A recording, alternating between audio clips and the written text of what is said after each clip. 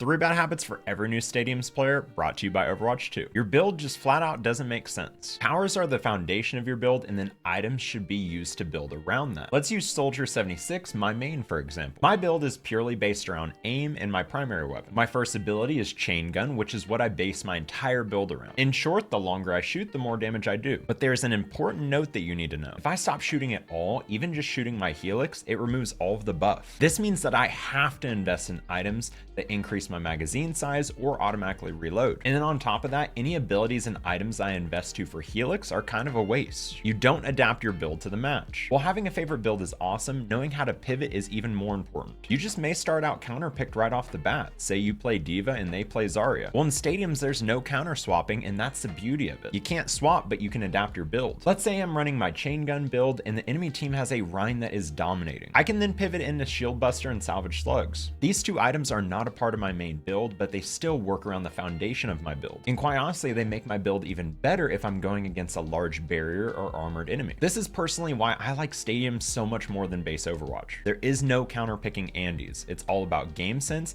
and understanding your weaknesses and how to build your character around them. You're giving up after early round losses. Stadiums is a long game mode, and it also has a catch-up mechanic that makes it a lot less snowbally compared to standard Overwatch. And then on top of that, some builds just flat out stink in the early game just to roll later. Stadium shares a lot in common with teamfight tactics and MOBAs. Not every build is just going to dominate from beginning to end. If you're really comfortable with your build and you know that it sucks early game, let your team know. Just say, hey, my build is horrible at the start, but it's going to turn on around round 3. This may help them to keep from tilting. My point is the game is not over until it's over. Treat every round as a new chance to dominate. And on the opposite side of the coin, don't give up big leads. It's easy to get lazy with a 2-0 lead and then get steamrolled in the late game. This reigns true for everything in life. When you have a lead, work to extend that lead. Don't just autopilot. You don't want to just beat them, you want to crush their hopes and dreams.